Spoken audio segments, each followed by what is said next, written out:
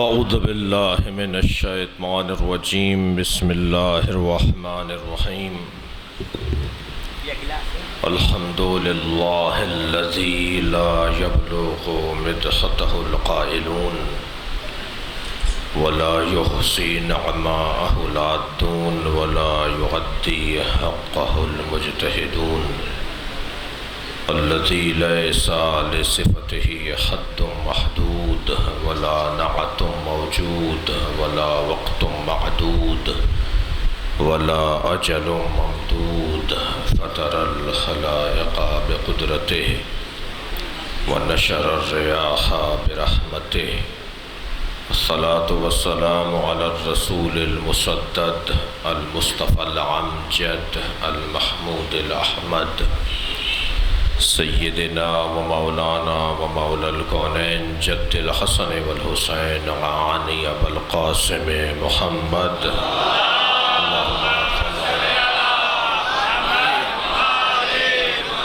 وآلہ الطیبین الطاہرین المعصومین الذین قال اللہ انما یرید اللہ لیذہب عنکم الرجس اہل البیت ویطہرکم تطہیرا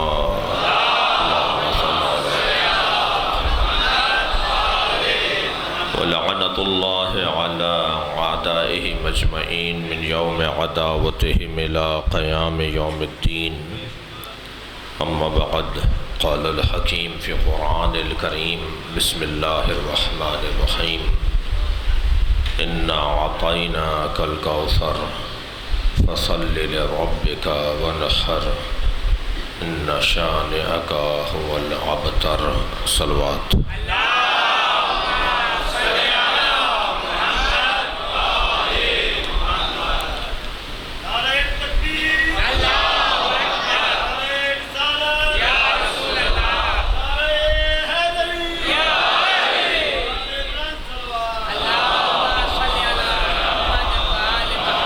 سورہ فاتحہ اور 3 مرتبہ سورہ اخلاص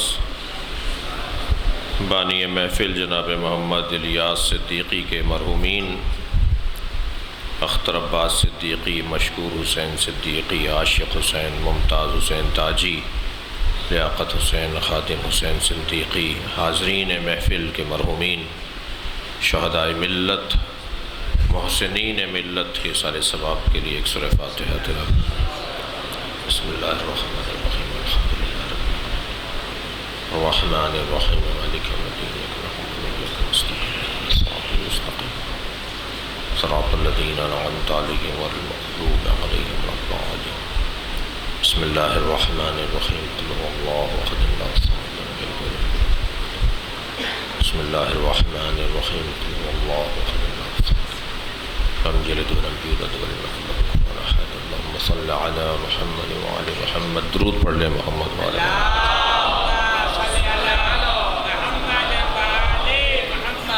سورہ مبارکہ کوثر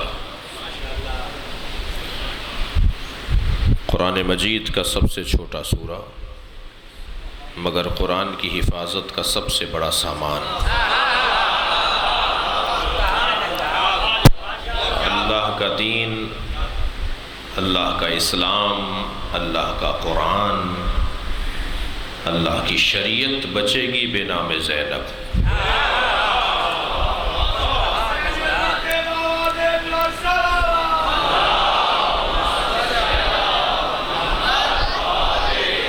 ایک ایسا وجود کہ جو اللہ کے دین کی ضمانت لے رہی ہے۔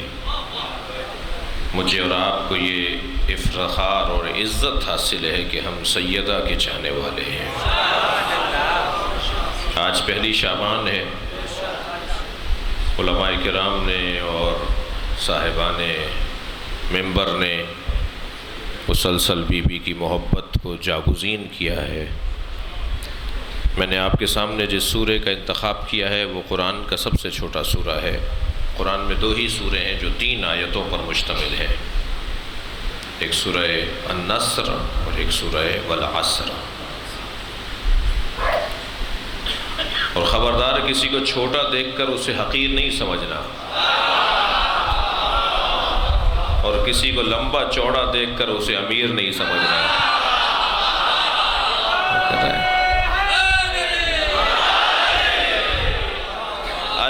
انسانوں کو قد اور فٹوں سے نہیں ناپتا، اللہ کے ہاں جب انسان ناپے جاتے ہیں تو کردار سے ناپے جاتے ہیں۔ جس کا جتنا بہتر کردار ہوگا وہ اتنا ہی بڑا انسان ہوگا، اور چاہے انسان بڑا دکھائی دے مگر اس کے پاس اگر کردار نہ ہو تو وہ کردار کا بونا ہوگا، اس کی کوئی حیثیت نہیں ہوگی۔ اہل بیت کی قرآن میں اللہ تعریف کر رہا ہے، نشانیاں بتا رہا ہے۔ مولا علی نے بھی نہج البلاغہ میں فرمایا خبردار اہل بیت کے بارے میں، اصحاب کے بارے میں الجھنے کی ضرورت نہیں ہے، یہ شخصیات ناموں سے نہیں پہچانی جاتی، کردار اور کاموں سے پہچانی جاتی۔ سورہ مبارکہ آل عمران کی 134ویں آیت میں اللہ نے کچھ نشانیاں بیان فرمائی ہیں۔ والذین ينفقون فی السراء والضراء وکاظمین الغیظ وعافین عن الناس واللہ یحب المحسنین۔ صاحبان عظمت کی نشانیاں یہ ہیں کہ ان کے پاس ہوتا ہے تب بھی عطا کرتے ہیں، نہیں ہوتا تب بھی دیتے ہیں۔ مجھے صاحبان کردار کی نشانی یہ ہے کہ ان کے پاس ہو تب بھی دیتے ہیں، نہ ہو تب بھی دیتے ہیں۔ یہ ہو تب دیں تو سمجھ میں آتی ہے بات۔ اس بچے کی جیب میں مثلا 10 روپے ہوں اور کوئی فقیر اس سے مانگے اور یہ 2 روپے دے دے تو بات سمجھ میں آتی ہے، اور اس کی جیب میں کچھ بھی نہ ہو اور یہ نہ دے تو لوگ کہیں گے کہ نہیں تھا، لیکن نہ ہو اور پھر دے۔ ایک صاحب کہنے لگے مولانا ہمارے پاس پیسے ہوتے تو ہم بھی سخی ہوتے۔ میں نے کہا آپ سخی ہوتے تو آپ کے پاس پیسے ہوتے۔ صلوات پڑھیں ذرا محمد و آل محمد۔ اللہ اس کے ذریعے سے تقسیم کرواتا ہے جس میں دینے کا جذبہ ہو۔ غور کر رہے ہیں؟ شاید ماحول اسی انداز سے چل رہا ہے کہ یہاں لینے کا جذبہ ہے، دینے کا جذبہ نہیں ہے۔ جس ماحول میں لینے کا جذبہ زیادہ غالب آ جائے، ایک بی بی کی محفل ہے کہ جس کی صفات میں بڑی صفت یہ ہے کہ وہ دینے والی ہے، وہ شعور دینے والی ہے، وہ عرفان دینے والی ہے، وہ کردار دینے والی ہے، وہ تحفظ اسلام دینے والی ہے۔ اس نے دیا ہے، لیا نہیں ہے۔ شاید اگر میرے معاشرے میں یہ بیماری برطرف ہو جائے، ہمارے ماحول سے یہ بیماری ختم ہو جائے کہ لینے والے کم ہوں اور دینے والے زیادہ ہوں، تو ہمارا معاشرہ ترقی کرے گا۔ جس ماحول میں بھی آپ دیکھیں جہاں دینے والے زیادہ ہیں اور لینے والے کم ہیں، وہاں کے حالات بہت اچھے ہیں۔ میں اپنے پاکستان کی بات کر رہا ہوں، اپنے ماحول کی بات کر رہا ہوں۔ محفل اس وقت ہم پاکستان میں پڑھ رہے ہیں جی۔ یہ مسجد کا ہال ہے، الحمدللہ یہاں ایک بہت کثیر تعداد اور جمع غفیر موجود ہے۔ فرض کیجئے طے کرے بانی ہے محفل کے بعد تبرک تقسیم ہوگا، اور تبرک تقسیم کرنے والے کے ہاتھ میں جلیبیوں کا اور مٹھائیوں کا ٹوکرا ہو، اور اسے کہہ دیا جائے کہ آپ اس دروازے پہ کھڑے ہو جائیں اور آنے والوں کو مٹھائی تقسیم کریں، تو دینے والا ایک ہوگا، لینے والے 1000 ہوں گے۔ تو جب دینے والا ایک ہو اور لینے والے 1000 ہوں تو پھر دھکا بھی لگے گا، کوہنی بھی چبھے گی جی۔ ہر شخص چاہے گا کہ مجھے پہلے مل جائے، پھر اسے آواز کوئی دے گا ماموں مجھے دے دو، تو وہ مڑ کے دیکھا یہ میرا بھانجا کون سا آ گیا۔ پھر ایک اور آواز آئے گی چاچا مجھے دے دو، پھر ایک اور آواز آئے گی خالو مجھے دے دو۔ تو یہ بھی طے ہے کہ جب لینے والے زیادہ ہوں تو رشتہ داریاں بھی بنا لیتے ہیں۔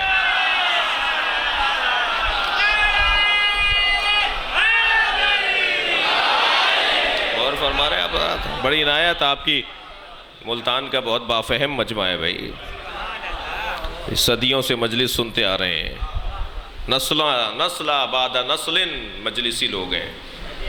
تو دینے والا ایک ہے، تو ایک مرتبہ دھکے لگنے لگے، مسئلہ ہونے لگا، تو بانی نے کہا جی دوسرا دروازہ بھی کھولو۔ پھر ایک ٹوکرا لے کے وہاں ایک اور صاحب کھڑے ہو گئے، کچھ لوٹ کم ہوا مگر مطلوب کیفیت نہیں ہوئی۔ انہوں نے کہا جی تیسرا دروازہ بھی کھولو، پھر چوتھا بھی کھلوا دیا، پانچواں بھی کھلوا دیا۔ اب میں آپ سے پوچھتا ہوں جتنے دینے والے بڑھتے جائیں گے اتنا ہی ماحول پرسکون ہوتا چلا جائے گا نا۔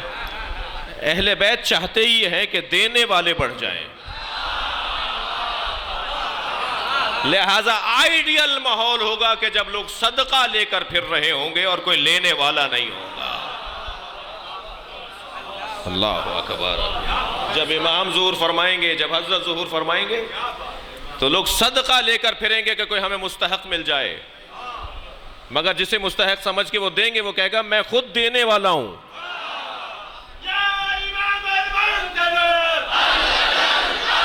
ماشاءاللہ۔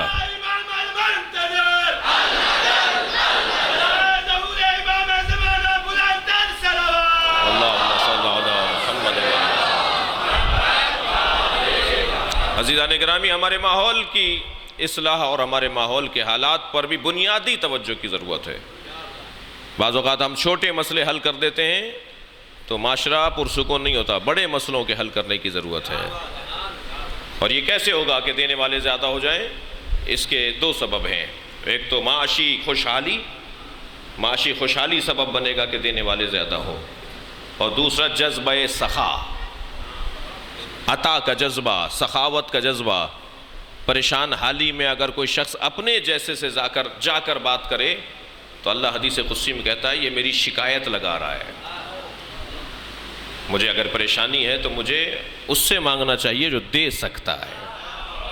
میں اسے جا کر رو رہا ہوں، پریشان ہو رہا ہوں، اس کو بتا رہا ہوں جو کچھ نہیں کر سکتا، تو اللہ حدیث قدسی میں کہتا ہے یہ میری شکایت لگا رہا ہے۔ اور اللہ کی شکایت لگانے والا کون ہے وہ خود جانتا ہے۔ تو قرآن مجید کا سب سے چھوٹا سورہ ہے مگر قرآن کی حفاظت کا سب سے بڑا سامان ہے۔ کیا ہوا ہے؟ نبی مکرم کو جیسے جیسے اللہ نے سرمایے بڑھائے، رسول بنایا، اِنَّا أَرْسَلْنَاكَ شَاهِدًا مُبَشِّرًا وَنَذِيرًا وَدَاعِيًا إِلَى اللَّهِ بِإِذْنِهِ وَسِرَاجًا مُنِيرًا، اے میرے حبیب ہم نے تمہیں رسول بنا کر بھیجا، ہم نے تمہیں مبشر و نذیر بنا کر بھیجا، ہم نے تمہیں سراج منیر بنا کر بھیجا، ہم نے تمہیں اپنی جانب بلانے والا پھر سراج منیر بنا کر بھیجا۔ کتنی دولتیں نبی کو دیں؟ یہ سارے سرمایوں میں اضافہ ہو رہا ہے، دولتوں میں نبی کے اضافہ ہو رہا ہے۔ پھر اللہ نے کہا اِنَّا فَتَحْنَا لَكَ فَتْحًا مُبِينًا، ہم نے تمہیں فتح مبین، فتح مکہ عطا کر دی، کھلی فتح تمہیں دی ہے، کامیابیاں تمہارے لیے ہیں۔ اپنے حبیب کو اللہ نے معراج پر بلا لیا۔ سورہ النجم کے اندر اللہ کہہ رہا ہے وَهُوَ بِالْأُفُقِ الْأَعْلَىٰ، ہم نے اپنے حبیب کو اتنی بلندی پر پہنچایا کہ اس سے اونچی جگہ ہی نہیں ہے۔ افق اعلیٰ کے اوپر ہم اپنے حبیب کو لے گئے۔ جب نبی مکرم افق اعلیٰ پر پہنچے تو ساری کائنات نبی کے نیچے ہے نا، جب اس سے اونچی جگہ کوئی نہیں ہے تو سب نیچے ہے نا۔ اور جو نبی جس مقام پر گئے ہیں وہاں جوتیوں کے ساتھ گئے ہیں۔ توجہ کر رہے ہیں آپ حضرات؟ نبی جس مقام پر گئے ہیں وہاں نبی مکرم، کون اس کو کنٹرول کر رہا ہے؟ توجہ ہے؟ توجہ میری طرف ہے آپ حضرات؟ اب تھوڑا بڑھا دیجئے، اب تو بالکل یا کم کر دیتے ہیں یا بہت تیز کر دیتے ہیں۔ ایک صلوات اور ہدیہ کریں نبی کے ذات میں۔ ایک اور صلوات ہدیہ کریں۔ اس سے بہتر صلوات ہدیہ کریں۔ اللہم صل علی محمد۔ توجہات آپ سے زیادہ چاہوں گا۔ پروردگار عالم نے اپنے حبیب کو جس مقام پر پہنچایا ہے وہاں حدیث کہتی ہے کہ نبی جوتیوں کے ساتھ گئے ہیں۔ البتہ حضرت موسیٰ سے جوتیاں اتروائیں تھیں اللہ نے۔ فَخْلَ نَعْلَيْكَ، اے موسیٰ جوتیاں اتارو، خلع نال کرو، اپنے پیروں سے جوتیاں اتارو۔ یہ وادی مقدس ہے، معلوم یہ ہوا جو وادی مقدس ہو وہاں جوتیاں اتار کر آتے ہیں۔ یہ حدیث، یہ قرآن کی آیت سے روشن ہے کہ مسجدوں میں، امام بارگاہوں میں، مقدس جگہوں پر جوتیاں اتاری جائیں۔ یہ بحث نہیں ہوگی کہ جوتیاں پاک ہوتی ہیں یا نجس ہوتی ہیں، جوتی جوتی ہوتی ہے۔ غور کر رہے ہیں؟ حضرت موسیٰ سے اتروائی جوتیاں، لیکن نبی جوتیوں کے ساتھ گئے۔ تو اب مجھے یہ کہنے کی اجازت ہے نا کہ نبی مکرم جوتیوں کے ساتھ گئے ہیں اور افق اعلیٰ پر ہیں، تو ساری کائنات نبی کی جوتیوں کے نیچے ہے۔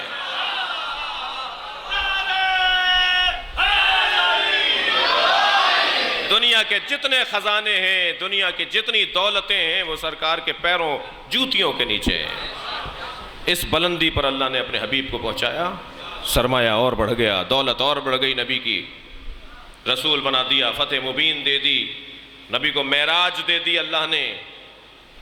ابھی 3 دن پہلے آپ نے محفل کی ہوگی، سبحان الذی اسری بعبدہ، بابرکت ہے وہ ذات جو اپنے عبد کو رات رات لے گئی۔ اور کر رہے ہیں ایک عبد کے لیے بہت بڑا مقام ہے کہ اس کا معبود اس کی وجہ سے پہچانا جائے۔ معبود اللہ ہے، لیکن یہ عبد کیسا ہے کہ جس کی وجہ سے اس کے معبود کا تعارف ہو رہا ہے۔ بہت بڑا مقام ہے کسی عبد کے لیے۔ سرکار کو معراج دے دی، سرکار کو رسالت دے دی، سرکار کو اللہ نے فتح مکہ دے دیا، اللہ کے حبیب کو اللہ نے قرآن دے دیا، اس سے بڑھ کر اور کیا ہے؟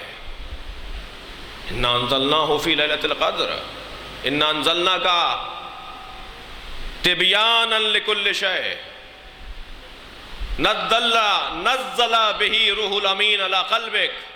اے میرے حبیب، ہم نے روح الامین کے ذریعے تمہارے قلب پر اس قرآن کو اتارا ہے۔ اللہ نے اپنے حبیب کو قرآن دے دیا۔ علامہ اقبال رحمۃ اللہ علیہ روزانہ صبح کی نماز کے بعد قرآن کی تلاوت کرتے تھے۔ ایک دن ان کے والد ان کے برابر سے گزرے، کہنے لگے کیا پڑھ رہے ہو؟ فرماتے ہیں قرآن پڑھ رہا ہوں۔ کہنے لگے اسے تو سوائے محمد کے کوئی سمجھ نہیں سکتا، اسے تو سوائے محمد کے کوئی سمجھ نہیں سکتا۔ کہنے لگے کیا مطلب ہے؟ کہا یہ تم نے قرآن کی آیت نہیں پڑھی کہ قرآن کہہ رہا ہے کہ ہم نے آپ کے قلب پر اسے اتارا ہے؟ اور پھر اللہ بعض اوقات ایسے الفاظ میں بات کرتا ہے جو محمد کے علاوہ کوئی پہچان نہیں سکتا کہ اللہ بول کیا رہا ہے۔ تو کہنے لگے والد واضح طور پر کہیں ابا کہ میں کیا نہیں پڑھوں قرآن؟ کہنے لگے نہیں، قرآن پڑھو مگر قلب مصطفیٰ میں جگہ بنا دو۔ کہنے لگے قلب مصطفیٰ میں جگہ کیسے بنتی ہے؟ فرمانے لگے فاطمہ زہرا کو راضی کر لو۔ صلوات پڑھیں محمد والے۔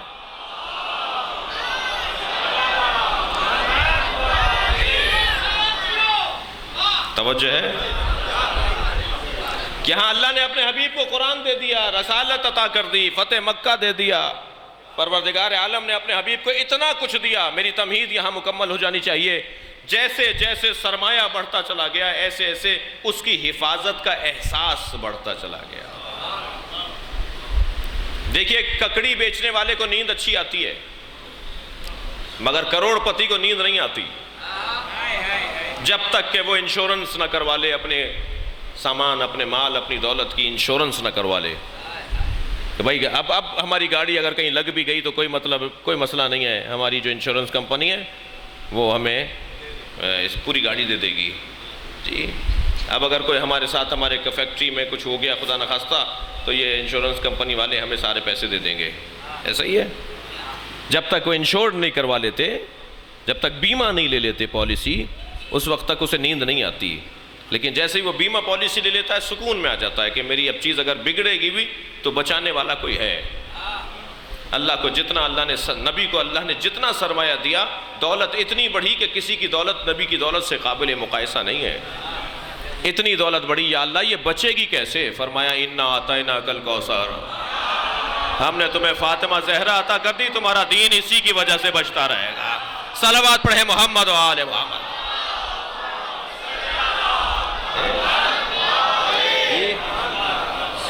فصل لربک، تمہاری طرف سے اب بیمہ پالیسی جب آپ لیتے ہیں تو آپ بھی تو کچھ جمع کرواتے ہیں نا، آپ بھی تو کچھ جمع کرواتے رہتے ہیں کہ کسی بھی نقصان کے موقع پر وہ لوگ اس پیسے کو دے دیں آپ کو۔ تو فصل لربک، اپنے رب کا شکریہ ادا کرتے رہو نماز کی صورت میں، اپنی حاضری برابر رکھو، ونہر اور بڑی قربانی دو، ہم تمہارے دین کو بچائیں گے، تمہارا دشمن ہی بے نام و نشان رہے گا۔ یہ جو اللہ نے وعدہ کیا تھا تمہارا دشمن بے نام و نشان رہے گا، یہ وعدہ پورا کیسے ہوا؟ بس یہاں بات آتی ہے زینب کبریٰ پر۔ پروردگار عالم نے اس ذات کے ذریعے سے، سیدہ زینب کے ذریعے سے اللہ نے اپنے دین کو محفوظ کیا ہے۔ جو بی بی کبھی اپنے بھائیوں اور اپنے والد کے سامنے بغیر حجاب کے نہ آئی ہو، وہ اگر کسی دربار میں بغیر حجاب کے کھڑے خطبہ دے رہی ہو تو اس کا انداز بتاتا ہے کہ یہ اللہ کی طرف سے مامور ہے، اللہ کی طرف سے۔ بہت سی دلیلیں ہیں، علماء کرام تشریف فرمائے، صاحبان دقت بیٹھے ہیں، بہت سی دلیلیں ہیں کہ جناب زینب اللہ کی طرف سے مامور تھیں۔ ان اللہ یراہن اسارا، اللہ انہیں اسیر دیکھنا چاہتا ہے۔ ارادہ پروردگار زینب کے ساتھ ہے، یہ امام حسین کا جملہ ہے، لہذا سیدہ زینب کا مقام کچھ کم مقام نہیں ہے۔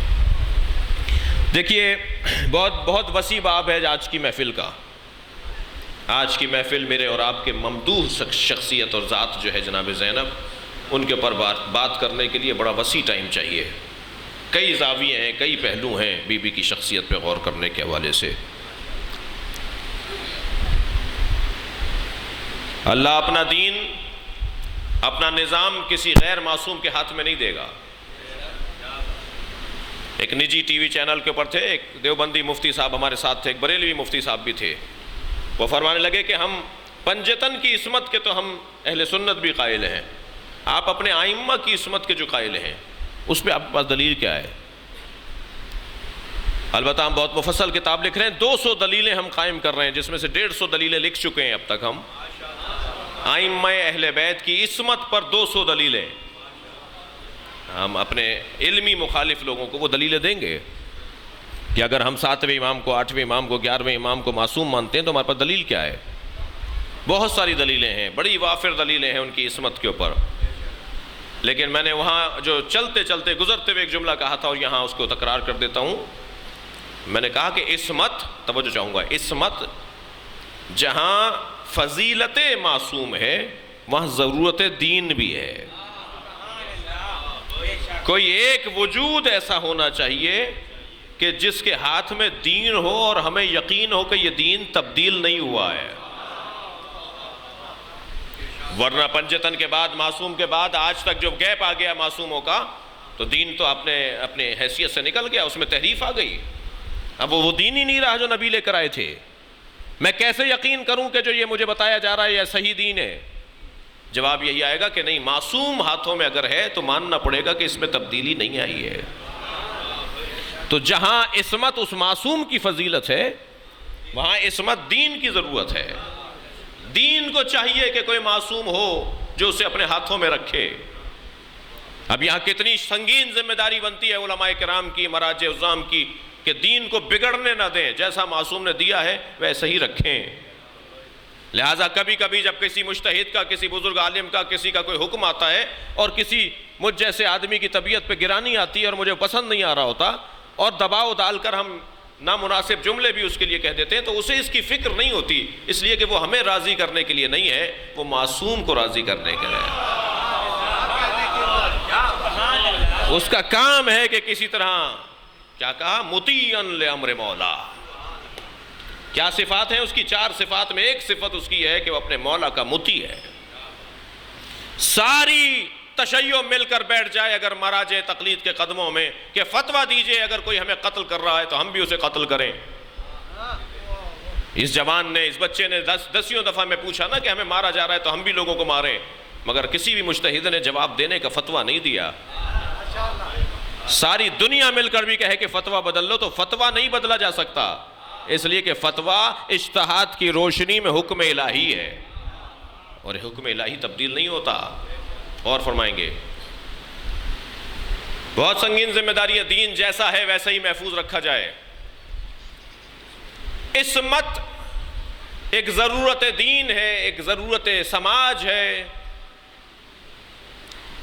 اب معصوم تو 14 ہیں، منصوص وہ مصطلح معصوم تو 14 ہیں، لیکن کچھ ہستیاں ایسی ہیں جو مصطلح معصوموں پر دلیل عصمت ہیں، جن میں ایک عباس علمدار، بڑی نایت آپ توجہ سے سن رہے ہیں، ایک حضرت عباس کا نام، ایک حضرت معصومہ قم، ایک حضرت علی اکبر، اور ایک آج کی اور میری ممدوح جناب زینب کبریٰ۔ یہ معصومین کی عصمت پر دلیل ہے، جنہیں علماء علم کلام نے لکھا ہے محفوظ عن الخطا۔ بعض نے لکھا ہے عصمت صغرا، بعض نے لکھا ہے عصمت صغرا۔ ائمہ اہل بیت جناب زہرا 14 معصوم عصمت کبریٰ پر فائز ہیں، اور زینب کبریٰ عصمت صغرا پر فائز ہیں، اس لیے کہ یہ معصوم کے لیے دلیل عصمت بن رہی ہے۔ جب ان کی زندگیوں میں کہیں خطا کا گزر نہیں ہے تو یہ جن کی پیروی کرتے ہیں ان کی عصمت کیسی ہوگی؟ صلوات پڑھیں محمد و آل محمد۔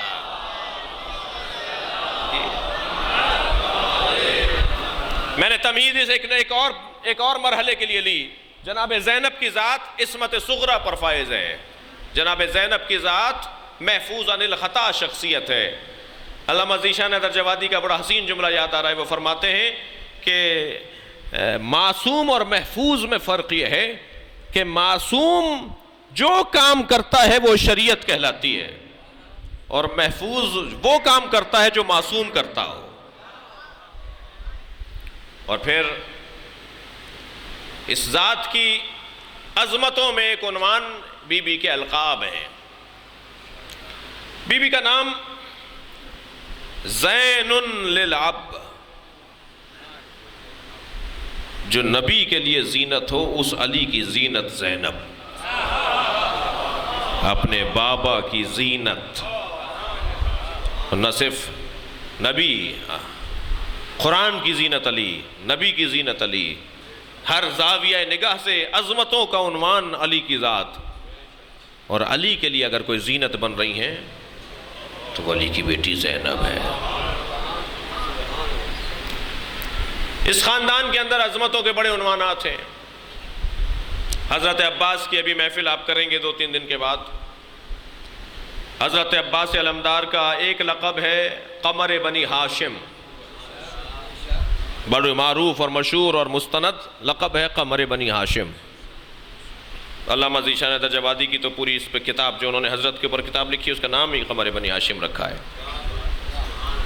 علمدار کربلا آیت اللہ رسولی محلاتی کی کتاب ہے۔ خود ہم نے ایک کتاب حضرت کی زندگی پر کوشش کی حضرت کو راضی کریں، اس کا نام خورشید وفا رکھا ہے، وفا کا سورج، توجہ ہے نا اپرات کے۔ تو حضرت عباس علمدار قمر بنی ہاشم ہے۔ تو علامہ ذیشان درجوادی لکھتے ہیں کہ قمر بنی ہاشم کس کا لقب ہے؟ یہ اس کا لقب ہے جو قمروں کے درمیان رہتا ہے۔ تاریخ کہتی ہے کہ قمر بطحا لقب ہے حضرت عبد المطلب کا، قمر حرم لقب ہے حضرت ابو طالب کا۔ خود قرآن نے مولا علی کو قمر کہا ہے، وَالشَّمْسِ وَضُحَاهَا وَالْقَمَرِ إِذَا تَلَاهَا۔ قسم ہے، اللہ کہہ رہا ہے قسم ہے سورج کی کہ جب وہ طلوع کرتا ہے، اور قسم ہے چاند کی جو سورج کے پیچھے چلتا ہے۔ یہاں سورج سے مراد محمد مصطفیٰ ہے، قمر سے مراد علی مرتضیٰ ہے۔ صلوات پڑھیں محمد و آل محمد پر۔ جس خاندان میں ہر فرد فرید ہو، جس خاندان میں ہر فرد قمر ہو، اس خاندان اقمار میں، اس خاندان قمر میں اگر کوئی قمر ہے تو وہ ہے عباس، یعنی چاندوں کا چاند، قمروں کا قمر۔ اسی طرح جناب زینب کا ایک ایسا عظیم لقب ہے کہ جس پہ حضرت کی عظمت ہمارے حساب سے عظمتوں کے باب میں منفرد عظمت ہے جناب زینب کی، اور وہ عظمت ہے عقیلہ بنی ہاشم۔ جناب زینب کا لقب ہے عقیلہ بنی ہاشم۔ کس میں عقیلہ ہے؟ جو خود عقل الہی ہے۔ تھوڑا سا توجہ بڑھائیں، یہ جو اللہ نے کہا ہے اول ما خلق اللہ القلم، نبی نے فرمایا اول ما خلق اللہ القلم، اول ما خلق اللہ نوری، پھر نبی نے فرمایا اول ما خلق اللہ العقل، اللہ نے سب سے پہلے عقل کو خلق کیا۔ ایک حدیث میں فرمایا اللہ نے سب سے پہلے قلم کو خلق کیا، ایک حدیث میں فرمایا اللہ نے سب سے پہلے مجھ محمد کے نور کو خلق کیا۔ یا رسول اللہ، آپ کا نور پہلے بنا، قلم پہلے بنا، یا عقل پہلے بنی؟ جواب نبی آئے گا ان تینوں میں تضاد نہیں ہے۔ یہ ایک حدیث اسی حدیث کی تشریح کر رہی ہے۔ جسے قلم کہتے ہیں اسی کو محمد کہتے ہیں، جسے محمد کہتے ہیں اسی کو عقل کہتے ہیں۔ یہ عقل کا وجود، خود یہ گھرانہ عقل ہے، غور کر رہے ہیں آپ حضرات؟ جو عقل گھرانہ ہو، جو عاقلوں کا گھرانہ ہو، اس گھرانے میں اگر کوئی عقیلہ کہلائے، صلوات پڑھے محمد و آل محمد پر،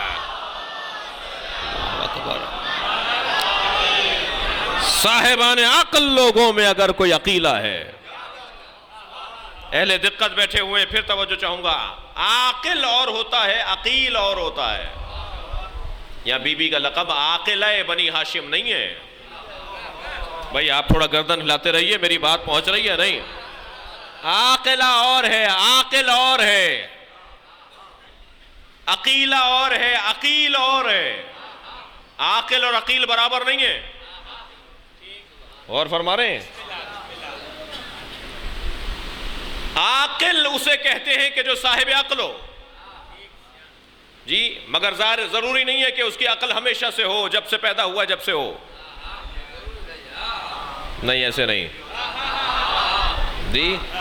ممکن ہے کہ کبھی اس کی عقل کم رہی ہو، کبھی عقل ہی نہ رہی ہو، پھر آ گئی ہو، پھر تھوڑی بڑی ہوئی ہو، پھر بڑی ہوئی ہو، ایک وقت آیا کہ عقل بڑی ہو گئی، عقل بڑھ گئی، عقل پوری ہو گئی۔ اذا تم العقل نقص القلام، جب عقل کمال پر پہنچ جاتی ہے تو بولنا کم ہو جاتا ہے۔ حدیث سنا دی میں نے آپ کو، جب عقل کمال پر پہنچتی ہے تو صاحب عقل کی گفتگو کم ہو جاتی ہے۔ زیادہ بولنے والے دلیل ہوتی ہے کہ عقل نہیں ہے ان کے پاس، کم بولنے والے خود دلیل بن جاتے ہیں کہ ان کی عقل بہتر ہے۔ ایسا ہی ہے، اس کا مطلب یہ کہ عقل جو ہے وہ مختلف مراحل طے کرتی ہے، عقل کے مختلف مراحل ہیں۔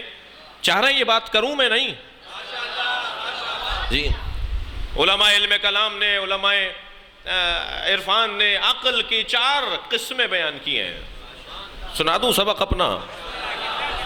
تھوڑا سا گردن ہلاتے رہیے، مجھے یہ خوف ہو رہا ہے کہ یہ آواز آپ کو تنگ نہ کر رہی ہو، میری آواز تھوڑا سا ساؤنڈ میں مسئلہ مجھے محسوس ہو رہا ہے، ایسا نہیں ہے نا؟ صحیح ہے سب؟ پیچھے والوں نے ہاں نہیں بولا، اس کا مطلب ہے جی، شکریہ، بہت شکریہ۔ عقل کی 4 قسمیں ہیں، بیان ہو جائیں نا؟ عقیلہ بنی ہاشم پر بات کر رہے ہیں۔ عقل کی 4 قسمیں ہیں۔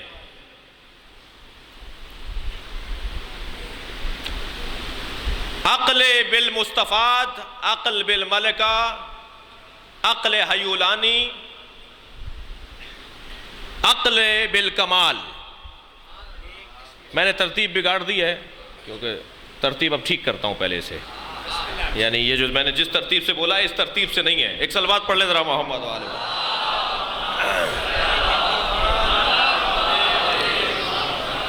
عقل حیولانی سب سے پہلی عقل ہے۔ جب عقل بنتی ہے، جب اللہ عقل کو بناتا ہے تو یہ عقل حیولانی ہے۔ یہ جو بچہ دنیا میں آتا ہے نا، یہ عقل کو لے کر آتا ہے، مگر عقل حیولانی کو لے کر آتا ہے، جس کی مثال آپ یہ لے لیجئے، مثال کے طور پہ یہ برتن ہے، اس میں آپ بہت ساری چیزیں ڈال سکتے ہیں، کچھ بھی ڈال سکتے ہیں، ٹھیک ہے؟ ایک صفحہ ہے جس پہ بہت ساری چیزیں آ سکتی ہیں۔ اس کیفیت کو کہیں گے بچے کے حوالے سے عقل حیولانی۔ اب اس میں آپ جو ڈال دیں، اس کو آپ انسان بنانا چاہیں تو انسان بنا دیں، اسے آپ جانور بنانا چاہیں تو آپ جانور بنا دیں۔ اللہ نے اسے عقل دے کر بھیجا ہے، آپ اسے چاہیں تو یہودی بنا دیں، چاہے اسے ہندو بنا دیں، چاہے اسے آپ مسلمان بنا دیں۔ اللہ نے اسے پذیرش، قبول کرنے والا، قبولیت کا ایک مادہ اور اہلیت اور صلاحیت دے کر بھیجا ہے جی۔ تو یہ عقل حیولانی ہے۔ عقل ہے، صفحہ ہے، خالی صفحہ ہے، اس میں جو ڈالنا چاہیں ڈال دیں، یہ عقل حیولانی ہے۔ یہ عقل حیولانی ایک مرحلہ اور آگے بڑھتی ہے اور وہ کہلاتی ہے عقل بالفعل۔ یہ فعلیت میں آنا شروع ہوتی ہے، یہ کام کرنا شروع کرتی ہے۔ 2 باتیں اس نے سنی تھیں، اب ان دونوں کو جوڑنا شروع کر دیتی ہے۔ یہ ایک بات ایسے سنی تھی، ابا سے سنا کہ خبردار بڑوں کی بات میں بات بولتے نہیں ہیں، جب بڑے بات کر رہے ہوں تو چھوٹوں کو بولنا نہیں چاہیے۔ یہ انہوں نے سن لیا، لیکن انہوں نے اپنے استاد کو بھی ٹوک دیا کیونکہ وہاں ان کا بھی کوئی بڑا بیٹھا تھا۔ اب انہیں یہ نہیں پتا کہ استاد کو ٹوکتے نہیں ہیں۔ انہوں نے ایک بات تو سنی تھی کہ بڑوں کے بیچ میں نہیں بولتے، مگر یہ بات نہیں سنی تھی کہ بڑوں کو ٹوکتے نہیں ہیں۔ انہوں نے ٹوک دیا بچے کو. اب یہ عقل بالفعل کام کر, پھر سے وہ سمجھائے گا نہیں بیٹا وہ بات ٹھیک ہے تو یہ بات غلط ہے. یہ عقل بالفعل, ایسا ایسا عقل کام کرنا شروع کر رہی ہے. یہ جیسے جیسے بڑا ہوتا جاتا ہے, جیسے جیسے جوان ہوتا جاتا ہے, اس کی عقل جو ہے عقل بالفعل ہو جاتی ہے. پھر یہ عقل بالفعل سے عقل بالمستفاد تک چلی جاتی ہے. اس کی عقل جو ہے اب استفادہ کرتی ہے, چیزوں کو سمجھ, ایک مرتبہ دیکھا تھا, سنا تھا, استاد نے سمجھایا تھا, اب قیامت تک, اب زندگی بھر تک یاد رہے گا وہ فارمولہ. یہ عقل بالمستفاد ہے. لیکن ایک مرتبہ ایک عقل اور ہے جو عقل بالکمال ہے. یہ عقل وہ ہے جو یہ کہہ دے وہی عقل بن جائے. ان کے فیصلے عقل کہلائیں گے, ان کے احکامات عقل کی بنیادیں کہلائیں گی. جو یہ کہیں گے وہی عقل ہوگی. یہ ہے معصومین کی عقل, یہ ہے معصومین کی عقل. لہذا آیت اللہ جوادی عاملی تقسیم کر رہے ہیں انسان کامل اور انسان اکمل میں. انسان کو دو حصوں میں تقسیم کر رہے ہیں. فرماتے ہیں ایک انسان ہے, ایک انسان کامل ہے اور ایک انسان اکمل ہے. اور انسان کامل اور انسان اکمل کی انہوں نے تعریفیں کی ہیں. فرماتے ہیں مالک اشتر انسان کامل ہے, علی مرتضیٰ انسان اکمل ہے. ان سے بڑا پھر کوئی انسان نہیں ہے. اور فرمایا آپ نے اب یہ خاندان کون سا خاندان ہے؟ یہ سارے عقیل ہیں. یہ سارے عقیل ہیں. جیسے یہ سارے چاند ہیں نا, جیسے قمر ہیں سارے, ایسے یہ گھرانہ سارے عقیلوں کا خاندان ہے. عقیلوں میں اگر کوئی عقیلہ بن جائے تو اسے زینب کبریٰ کہتے ہیں. اس کے بڑا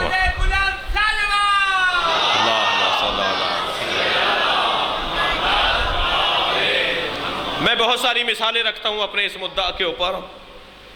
بات کو ہضم کر کے اور سمجھ کر آپ کے سامنے سبق دہرا رہا ہوں. آپ نے کبھی غور فرمایا کہ جب چادر تطہیر کا واقعہ سن 9 ہجری میں رونما ہوا, 9 ہجری میں جب مباہلہ پیغمبر اکرم کہہ کر آ گئے کہ کل تعالوا ندعو ابناءنا وابناءکم ونساءنا ونساءکم وانفسنا وانفسکم ثم نبتہل ونجعل لعنۃ اللہ علی الکاذبین. یہ 9 ہجری میں آئے. تطہیر اور مباہلے کے واقعے کا بڑا گہرا ربط ہے آپس میں. مباہلے میں پیغمبر کہہ کر آئے کہ تم اپنے مردوں کو لے آؤ, ہم اپنے مردوں کو لاتے ہیں, تم اپنے بیٹوں کو لاؤ, ہم اپنے بیٹوں کو, ہم اپنی عورتوں کو, تم اپنی عورتوں کو, ہم اپنے جیسوں کو, تم اپنے جیسوں کو, پھر ہم مباہلہ کریں گے. غور کر رہے ہیں؟ تو پیغمبر گھر میں تشریف لائے اور آ کر آپ نے فرمایا یا فاطمہ ایتینی بالکساء الیمانی, مجھے چادر یمنی لا کر دے دو. انی اجد فی بدنی ضعفا, میں اپنے بدن میں ضعف محسوس کر رہا ہوں. سیدہ نے چادر یمنی لا کر دے دی. نبی نے چادر لے لی. کچھ دیر کے بعد امام حسن آئے. پوچھا میرے نانا کی خوشبو مجھے آ رہی ہے. فرمایا کہ چادر کے نیچے تمہارے نانا موجود ہیں. امام حسن قریب گئے, جا کے نانا کو سلام کیا. نانا نے جواب دیا, کہا میں بھی چادر میں آ جاؤں. نانا نے فرمایا تم بھی چادر میں آ جاؤ. کچھ دیر کے بعد امام حسین آئے. پھر آپ نے آ کر سلام کیا, نبی سے پوچھا, نبی نے انہیں بھی چادر میں لے لیا. پھر کچھ دیر کے بعد مولا علی آئے. پوچھا میرے بھائی, میرے وسیع, میرے مولا یہاں موجود ہیں, کہاں؟ چادر کے نیچے ہیں. انہوں نے سلام کیا, انہوں نے بھی چادر میں لے لیا. امام حسن, امام حسین, جناب مولا کائنات, پھر جناب زہرا چادر کے اندر چلی گئیں. میں آپ سے سوال کرتا ہوں, اس وقت میں بیویاں دیکھ رہی تھیں, اسی لیے تو جناب ام سلمہ نے آگے بڑھ کر کوشش کی کہ وہ چادر میں آ جائیں. اور نبی نے چادر کا کونا کھینچ کے فرمایا تم خیر پر ہو, اہل بیت میں نہیں ہو. ہو جائے. میں آپ سے سوال کر رہا ہوں کہ اس ماحول میں جناب زینب کہاں تھیں؟ قاعدتاً قانوناً طبق معمول جناب زینب وہی ہیں. عقیلہ بنی ہاشم کی دلیل دے رہا ہوں. زینب کبریٰ وہی ہیں, مگر چادر کے قریب آنے کی کوئی روایت نہیں ملتی. کیوں نہیں ملتی چادر کے قریب آنے کی کوئی روایت؟ اس لیے کہ زینب جانتی ہیں اس چادر میں میری جگہ نہیں ہے. تمام تر عظمتیں, میں چادر کے اندر اگر چلی جاؤں گی تو معصومہ کا ایک بال اگر آسمان دیکھے گا تو قیامت آ جائے گی. مجھے تو کوفہ جانا ہے, مجھے تو شام جانا ہے, میرا تو کام ہی کچھ اور ہے. اللہ اکبر. مجھ سے جو اللہ نے کام لینا ہے وہ کام ہی کچھ اور ہے. دلیل دے رہا ہوں، جب مولا کائنات کو لے جا رہے تھے نا گرفتار کر کے، جناب زہرا نے فرمایا تھا میں اپنی چادر پریشان کر رہی ہوں، میں اپنے بال پریشان کر رہی ہوں، چھوڑ دو علی کو۔ تو لکھا ہے آیت اللہ عباس قمی نے بھی، شیخ عباس قمی نے بھی، اور بزرگوں نے بہت لکھا ہے اس روایت کو، بڑی روایت ایک جگہ نہیں ہے، کہ جب بی بی نے فرمایا خلو ابو الحسن کو چھوڑ دو ورنہ میں اپنے بال پریشان کر دوں گی، تو سلمان کہتے ہیں کہ میں نے دیکھا سیدہ نے اپنی چادر ہٹانا چاہی، گویا اپنے سر کو کھول رہی تھی سیدہ، تو سلمان کہتے ہیں میں نے دیکھا مسجد نبوی کی دیواریں فضا میں اٹھنے لگیں، یہ مسجد اتنی اوپر ہو گئی تھی کہ گھوڑا گزر سکتا تھا۔ جب مولا علی نے یہ منظر دیکھا ماحول کے اندر تو مڑ کر دیکھ کر فرمایا فاطمہ اپنی چادر پریشان نہیں کرو۔ گویا زہرا فرما رہی تھی میں قیامت لا رہی ہوں، اگر علی کو نہیں چھوڑو گے میں ابھی زمین آسمان جوڑ دوں گی، میں ابھی آسمان اور زمین کو ملا ڈالوں گی۔ اور مولا نے فرمایا نہیں چادر پریشان نہیں کرو اپنی۔ زینب جانتی ہیں کہ مجھے کوفہ جانا ہے، زینب مجھے جانتی ہیں کہ مجھے شام جانا ہے، میرے سر پہ چادر نہیں ہوگی، آسمان چادر کے بغیر میرا سر دیکھے گا۔ لہذا بی بی اس 3 یا 4 سال کا سن ہے جناب زینب کا اس وقت، مگر اس کے باوجود بھی چادر میں نہیں جا رہی سیدہ زینب۔ اسے کہتے ہیں عقیلہ بنی ہاشم۔ صلوات پڑھے محمد و آل محمد پر۔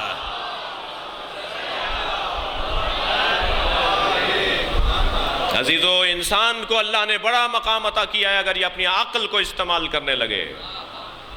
یہ ممتاز ہی اس بنیاد پر ہوتا ہے معاشرے میں کہ یہ اپنی عقل کو استعمال کر رہا ہے، اور عقل کا اضافہ ہوتا ہے صاحبان عقل سے دوستی کرنے کے بعد۔ الحمدللہ جو افراد اہل بیت سے جڑے ہوئے لوگ ہیں ان کی عقل ان سے بہتر ہے جو اہل بیت سے دور ہیں، اور اس کو مسلسل اضافہ کرنے کی ضرورت ہے۔ ایک جگہ معصوم ارشاد فرماتے ہیں سنو تمہاری عقل زائل ہو جائے گی اگر تم نے گناہ کیے، جس کے گناہ بڑھ جاتے ہیں ان کی عقل کام نہیں کرتی۔ بڑی گاڑی سے اترنا، مہنگے کپڑے پہننا، جی 2000 ایکڑ زمین کا مالک ہونا صاحب عقل ہونے کی دلیل نہیں ہے۔ عزیزان گرامی صاحب عقل ہونے کی دلیل وہ ہے جو اپنے بارے میں صحیح فیصلہ کر پائے، وہ گناہوں سے، وہ غلطیوں سے، وہ کوتاہیوں سے، وہ بے وقوفیوں سے۔ اس سے بڑھ کر کوئی بے وقوفی ہوگی کہ انسان اپنے رب کو ناراض کر رہا ہے؟ اس سے بڑھ کر کوئی بے وقوفی ہوگی کہ انسان اپنے مولا کو ناراض کر رہا ہے؟ یہ تو سمجھدار ہی نہیں ہے۔ ہر شخص چاہتا ہے بڑے آدمی کو راضی کرے، ہر شخص چاہتا ہے عظیم آدمی کو راضی کرے، عظیم وجود کو راضی کرے۔ اس سے بڑھ کر کوئی بے وقوف ہوگا کہ مولا علی کو ناراض کر رہا ہے نافرمانی کر کے؟ یہ صاحب عقل نہیں ہے۔ عقیلہ بنی ہاشم کی محفل ہے۔ سب سے بڑا پیغام سیدہ کی زندگی کا، جناب زینب کی زندگی کا، یہ عقل کا استعمال کرو۔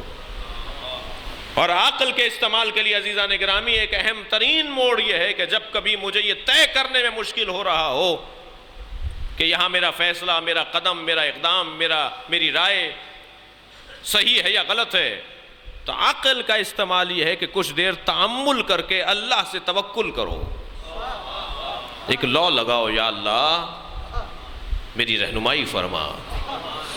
وہ جو ایک لمحہ گزرتا ہے نا اللہ سے رہنمائی مانگنے کا، پھر اللہ کی طرف سے جو پیغام آتا ہے وہ الہام سے کم نہیں ہوتا، پھر اللہ مدد کر رہا ہوتا ہے، ہمارے ذہن میں وہ خیال آ رہا ہوتا ہے۔ عقل کا استعمال۔ عزیزان گرامی خواتین کے بڑے روپ ہیں، عورتوں کے بڑے روپ ہیں۔ اللہ نے اس خاتون کو، اس صنف نازک کو، اس عورت کو بہت سے رنگ اور روپ دیے ہیں، مگر اس کے روپوں میں، اس کے رنگوں میں تقدس پایا جاتا ہے۔ یہ سب سے پہلے اللہ اکبر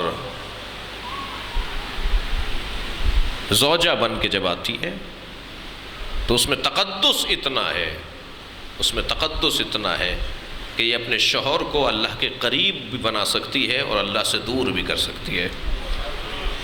بہت سارے لوگ آپ نے دیکھے ہوں گے شادی سے پہلے نمازی تھے، شادی کے بعد نمازی نہیں رہے۔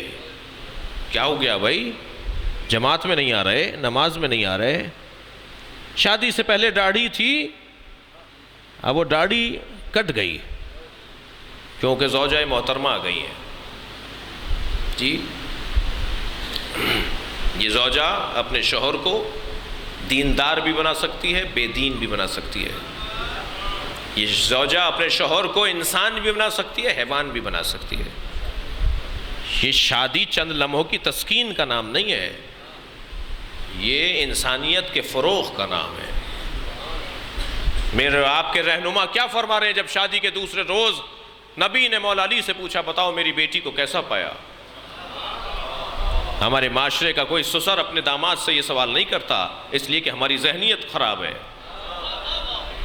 ہماری ذہنیت ہی کچھ اور ہے. نبی پوچھ رہے ہیں بتاؤ میری بیٹی کو کیسا پایا، مولا علی سے پوچھ رہے ہیں نبی مکرم. مولا نے فرمایا نعم العون علی طاعت اللہ، میں نے اللہ کی مدد، اللہ کی اطاعت میں فاطمہ کو مددگار پایا ہے. فاطمہ زہرا مجھے اللہ کی اطاعت میں مدد کر رہی ہے. جو مشکل کشائے کائنات ہو اس کی مشکل کشا فاطمہ ہے، اسے مدد.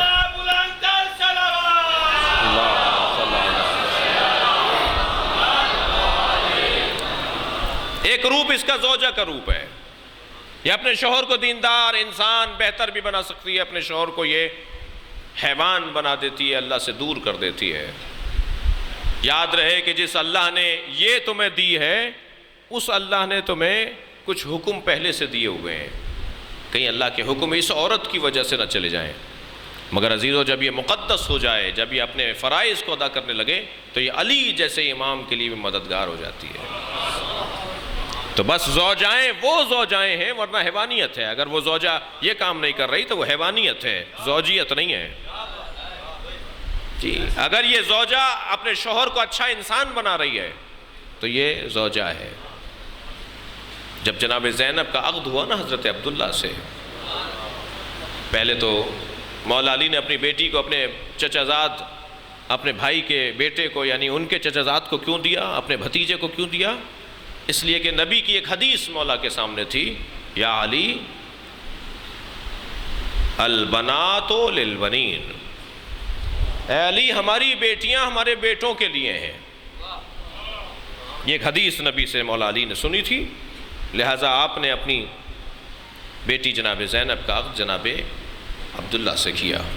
لیکن جب عقد ہونے لگا نا تو ضمن عقد، نکاح نامے میں آپ کے ہاں بھی تو ایک لکھا ہوا ہے نا، کوئی شرائط تو نہیں ہے، کوئی خاص شرائط تو نہیں ہے، نکاح ناموں میں لکھا ہوا ہے نا. تو ضمن عقد شرط لگائی تھی جناب زینب کبریٰ کے عقد کے موقع پر مولا علی نے، اور وہ شرط یہ تھی کہ میری زینب اگر حسین کے ساتھ جانا چاہے تو ان کا شوہر انہیں روکے گا نہیں، ورنہ شوہر اپنی بیوی کو باہر نکلنے سے روک سکتا ہے. شرعی طور پر شوہر اگر روک دے کہ تم باہر نہیں جاؤ گی تو اس کا جانا جائز نہیں ہے. فرمایا اگر یہ جانا چاہیں تو عبداللہ روکیں گے نہیں. لہٰذا جب جناب زینب امام حسین کے ساتھ جا رہی ہیں تو یہ پہلے سے طے شدہ تھا کہ عبداللہ یہ زینب جائے گی، اس لیے کہ بغیر زینب کے تو حسین مکمل نہیں ہوتے. ذرا خیال رکھیے ان کرم فرماؤں کا. جناب زینب کبریٰ کے بغیر امام حسین کا تو جو کام ہے، مشن ہے، وہ مکمل نہیں ہوتا. ابھی میرے بزرگ پڑھ رہے تھے میرے عزیز، علامہ اقبال کہتے ہیں حدیث عشق دو بابست کربلا و دمشق. جی عشق کی جو حدیث ہے، عاشقوں کا جو ذکر ہے، وہ شروع ہی دو جگہ سے ہوتا ہے. عاشقوں کے سربراہ دو لوگ ہیں، ایک کربلا سے تعلق رکھتا ہے، ایک دمشق سے تعلق رکھتا ہے. حدیث عشق دو بابست کربلا و دمشق، یکے حسین رقم کرد دیگرے زینب. صلوات پڑھیں محمد و آل محمد.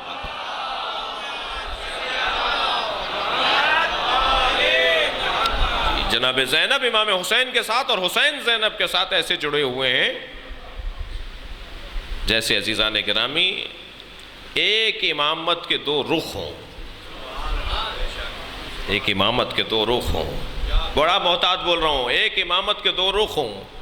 ایک جانب لوگو بنا ہوا ہوتا ہے اور ایک جانب حیثیت بنی ہوئی ہوتی ہے، مالیت بنی ہوئی ہوتی ہے. سکے کے دو رخ ہوتے ہیں نا، ایک جانب لکھا ہوتا ہے یہ کتنے کا سکہ ہے، پلٹ کے دیکھے تو اس جانب اس کی حیثیت لکھی ہوتی ہے، کس ملک کا بنا ہوا ہے. زینب اور حسین ایسے ہی ہیں. امام حسین اسلام کی مالیت ہیں اور زینب اسلام کی حیثیت ہے. یہ تو حدیث عشق دو بابست کربلا ہو دمشق، یہ کہ حسین رقم کر دی گرے زینب. بڑا گہرا تعلق ہے. عرفاء نے لکھا ہے وہ کچھ دیر کے لیے جو تنہائی میں بہن بھائیوں میں باتیں ہوئیں، عرفاء نے حدیث بھی ہے، جب امام غیبت میں چلے گئے تو ایک شیعہ نے آگے دروازہ بجایا، جناب حکیمہ خاتون کی آواز آئی، کون ہے دروازے پر؟ اس نے کہا مجھے امام سے سوال پوچھنا ہے. کہا امام تو غیبت میں. کہا پھر آج شیعوں کا کون وارث اور والی ہے؟ فرمانے لگی جلیس خاتون. اس نے جواب دیا کیا خواتین اب ہماری امامت کریں گی؟ کیا خواتین اب ہمارے لیے رہنمائی کریں گی؟ اس شیعہ نے، اس چاہنے والے نے حضرت حکیمہ خاتون سے پوچھا. بی بی نے فرمایا تمہیں نہیں پتا جیسے کربلا میں زینب کے حوالے ہو گئے تھے ایسے ہی آج جلیس خاتون کے ہاتھ میں اسلام ہے. کچھ دن صبر کر لو، نظام آ جائے گا، جس کے بعد نظام نواب اربع امام نے متعارف کروایا.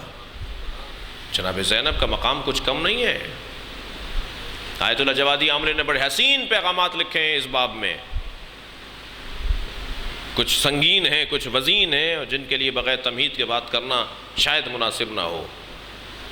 یہ وجود کم وجود نہیں ہے، انہیں پہچاننا ایسے ہی مشکل ہے جیسے امام حسین کو پہچاننا مشکل ہے. گہرائی ہے یہاں پر، گہرا سمندر ہے یہاں پر. ذرا تیرنے والا آہستہ آگے جائے، کہیں ڈوب نہ جائے.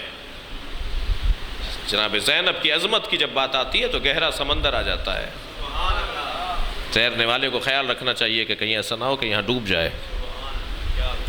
ایک روپ اس کا زوجہ ہے، ایک روپ اس کا ماں ہے.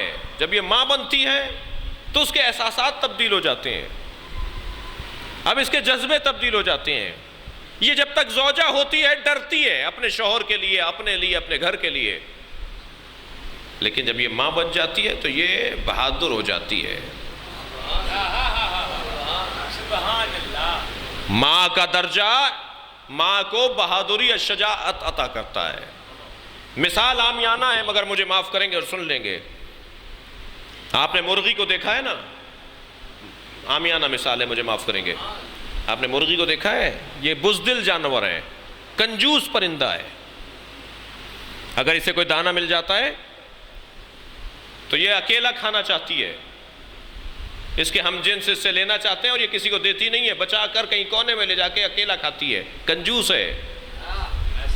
آپ ذرا سا اشارہ کریں اس کی طرف، پتھر پھینکے کوئی اشارہ کریں ڈر کے بھاگے گی. بزدل ہے. لیکن جیسے ہی اس کے انڈوں سے چوزے نکلتے ہیں یہ شجاع بھی ہو جاتی ہے اور یہ سخی بھی ہو جاتی ہے. یہ دانہ بجا بجا کر پہلے بچوں کو کھلاتی ہے، اس میں سخاوت آ جاتی ہے. اور اگر اس کے بچوں پر کوئی جانور، کوئی انسان حملہ کرتا ہے تو یہ اس سے لڑ جاتی ہے.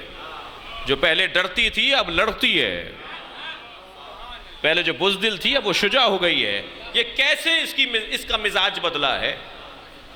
اس کا مزاج اس کے بچوں نے بدلا ہے. اگر میں اپنے الفاظ کو بدلوں کہ اس کا مزاج اس کی ذمہ داریوں نے بدلا ہے. عزیزان گرامی، ہم سے جو کہتے ہیں نا کہ یہ کیسے لوگ ہیں، کہیں علم کا مسئلہ ہوتا ہے تو لڑنے کو چلے جاتے ہیں.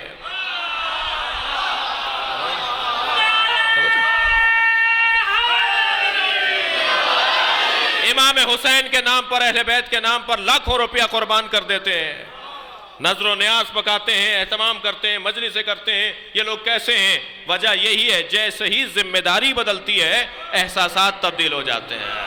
صلوات پڑھیں محمد و آل محمد پر.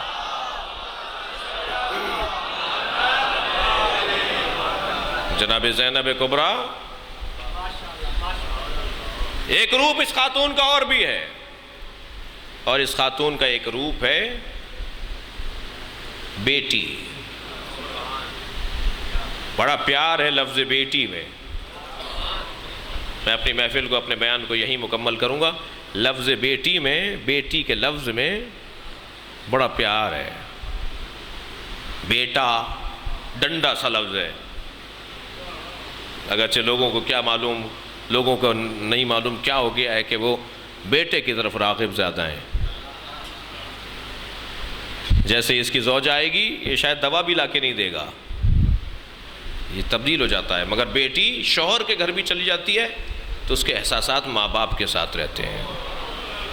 جب تک روزانہ اپنی ماں سے بات نہ کر لے اس وقت تک اس کو چین نہیں آتا. جب اپنے والد کی خیریت نہ پوچھ لے اسے چین نہیں آتا. یہ اپنے شوہروں کو تبدیل کر دیتی ہیں اپنی ماں باپ کی خاطر. یعنی اگر میں یوں کہہ دوں کہ اس کے ماں باپ کو تو چھڑوا دیتی ہیں مگر اپنے ماں باپ کو اس سے جوڑ دیتی ہیں. اب یہ ہیں تمہارے ماں باپ، یہ اتنا جذبہ رکھتی ہے، اتنا بڑا کام کر سکتی ہے. یہ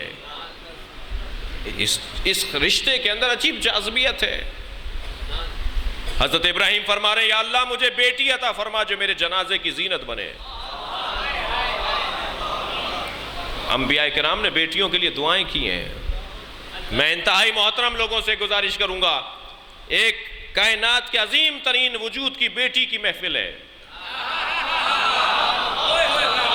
لہذا جیسے بیٹوں کے ہونے پہ لڈو بانٹتے ہیں ایسے بیٹیوں کے ہونے پہ بھی لڈو بانٹا کریں.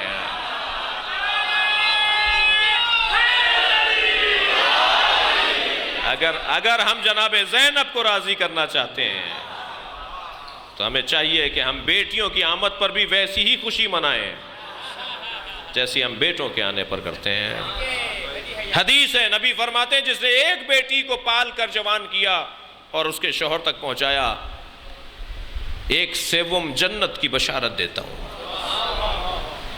2 بیٹیوں کو جنہوں نے پال کر جوان کیا میں نے تو برابر نصف جنت کی بشارت دیتا ہوں. فرمایا جس نے 3 اور 3 سے زیادہ بیٹیوں کو پال کر جوان کیا، سالم رکھا انہیں سالم رکھا، ان کی حفاظت کی اور شوہروں کے حوالے کر دیا، میں انہیں جنت کی بشارت دیتا ہوں. فرماتے ہیں ان عورتوں میں جن کے ہاں پہلے بیٹی پیدا ہوتی ہے اور جس کے ہاں پہلے بیٹا پیدا ہوتا ہے، دونوں میں افضل عورت وہ ہے جس کے پہلے بیٹی پیدا ہوتی ہو. جناب زینب پر صلوات ہدیہ کریں مل کے.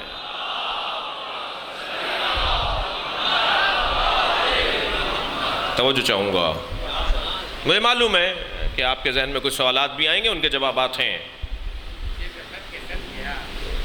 بات استثناء کی ذہن میں رکھیں تو پھر مسئلے حل رہیں گے. استثناءات کو اگر ذہن میں رکھیں تو مسئلے حل رہیں گے. اتنا ہے کہ بیٹی اللہ کی